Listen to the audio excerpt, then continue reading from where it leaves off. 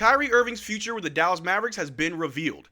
After last night's loss to the Los Angeles Lakers, the Dallas Mavericks are currently 5-15, and that leaves a lot of Mavericks fans wondering about the direction of the organization. Where is this team actually going? Should we just believe that we're tanking and just try to get a good draft pick for next year, or are we still trying to compete now? Are we going through a rebuild? A lot of Mavericks fans have a lot of questions that are yet to be answered. And ever since the Dallas Mavericks fired Nico Harrison, there's been a lot of rumors surrounding potential trades. Mark Cuban wanting to blow it all up and just start over.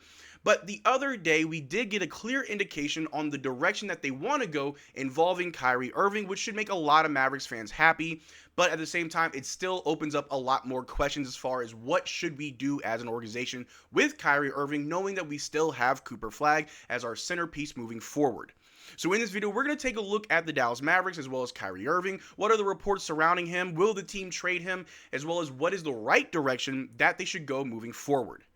How's it going, everybody? My name is Marcel Martin. This is Mavs Digest, bringing you the latest news on everything Mavericks related.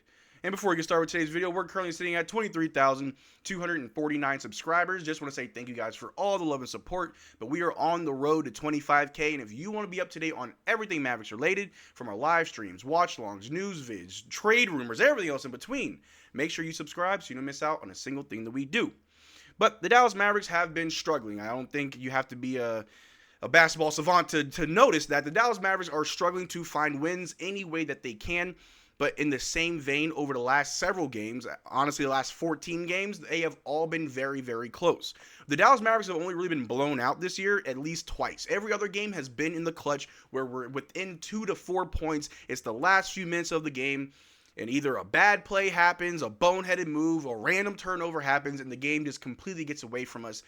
But that isn't the worst thing, I guess. It shows that the Dallas Mavericks is actually a really good team. And we talked about it heavily on this channel, how the Dallas Mavericks have the second best defense in the NBA. And that was before Anthony Davis came back last night against the Lakers. That means the Dallas Mavericks clearly do not have a defense problem. We don't have a defensive problem. If we're able to have the second best defense without Anthony Davis, without Lively for the most part, and knowing that Kyrie Irving is injured, the Dallas Mavericks fundamentally are a very good defensive team. It's the offense that is the issue. But last night against the Lakers, we did see a new offense. We had Ryan Nembhard start for his first time in the NBA, our two-way point guard starting, and he did amazing. Opened the floor up for a lot of other guys, got guys involved. Cooper Flagg was actually our leading assist leader with 11 assists that night, just making sure everybody was touching the rock, everybody was scoring, and everybody was involved. These are the cornerstone pieces that the Dallas Mavericks should be utilizing moving forward, as some of our other pieces don't really seem to be working. One of them being Klay Thompson, all due respect, 4-time NBA champion. However, he has been sent to the bench, where he's doing fairly well off the bench. He's getting at least 10 points a game, a few threes here or there, playing some good defense. However, he is not a starter. We know that Max Christie is the better option and has been the better option, which means that is a piece that we are moving forward with, Max Christie, and we've seen all the reports that Klay Thompson will most likely get traded. Same with Anthony Davis. He's been gone for 14 games. We have the second best defense. Do we keep him? Do we trade him? Well, we did get a report coming out just the other day. Tim McMahon on AD and Kyrie, saying trading AD is a real possibility, and I would even say likelihood this season. Trading Kyrie is not something that's on the Mavericks priority list, or it's straight up not something that they are interested in doing right now.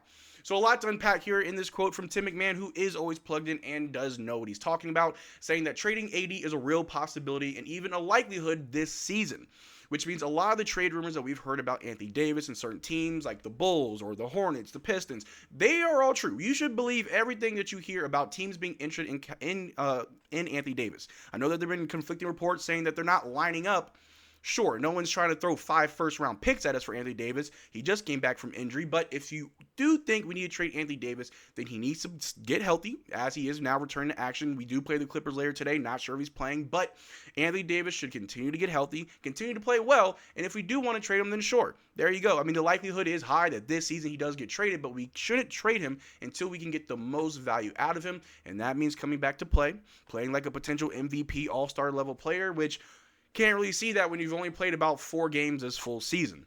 But we do have an update surrounding Kyrie Irving, one player that a lot of people were wondering whether or not he's going to get traded. Do we go through this full rebuild and get rid of every aging star and just focus on the young players? Well, it shouldn't really come as a shock to some of us, as the report came out the other day that the Mavericks want to build around Kyrie Irving and Cooper Flagg moving forward, per Brett Siegel. So this was really interesting to me. Obviously, Cooper Flagg is the future. You want to build around him. You want to get him good young talent. players that are in his timeline, players that can really help him move forward over the next several years, grow and develop.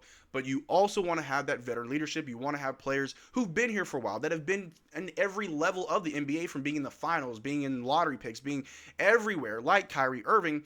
And to be fair, we've been very good to Kyrie. Kyrie's been very good to us. I mean, we did trade away Luka Doncic, which was a pretty big blow to this team. But in all due respect, with Kyrie Irving here, we have done good by him. We have always respected him. He enjoys being here.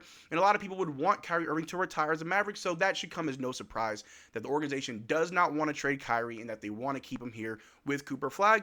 I think it's only right. I mean, Kyrie Irving has turned into somewhat of a personal coach for Cooper Flagg. We've seen the reports as Kyrie Irving has turned to Cooper Flagg's personal coach, which I absolutely love. Cooper Flagg coming into the Dallas Mavericks, drafted into the Mavericks organization, the way it's currently constructed.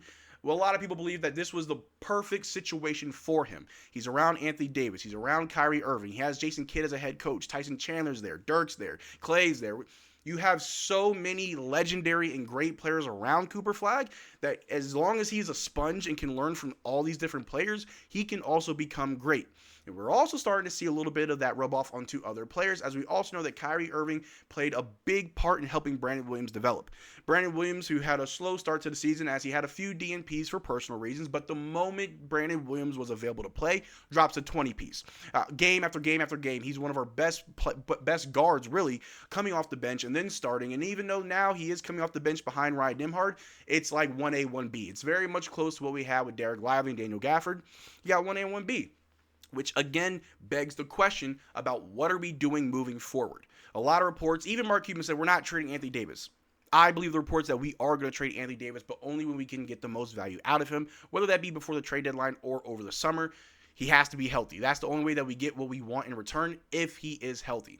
However, we don't know if that's the only trade that needs to happen. We have other players that probably should get traded too. You have Caleb Martin, who should get traded. Some people think Jaden Hardy should be traded. If he's cheap, why not keep him? I understand. There's a few other players that should be traded, but the Dallas Mavericks, if they are set on the future of Cooper Flagg and Kyrie Irving, you do not move forward with this current roster because it is not working. Whether you make trades, whether you try to get as many draft picks and just get young players and go through rebuild, I'm not too sure which direction they want to go, but if you do keep Kyrie Irving, then in some way, shape, or form, you do want to stay competitive. There's no point in just keeping Kyrie Irving and just say, hey, we're going through a rebuild. You want to hang out on the bench around a bunch of young guys that are inexperienced? It's a very weird situation, but one thing is for sure, Kyrie Irving is going to be a Dallas Mavericks for the foreseeable future. As of now, according to all the reports, and that could obviously change at a moment's notice, and the likelihood of Anthony Davis getting traded this season is fairly high. But let me know in the comment section down below, do you think that keeping Kyrie Irving is a smart move? Do you think that we should keep Kyrie and be competitive, or keep Kyrie and rebuild? I'd love to hear your thoughts, as the direction of this team is very, very confusing. But thank you for making this far to the video. Make sure you check out our Twitter and Discord, links in the description below. And as always, y'all take care, drink water. Peace.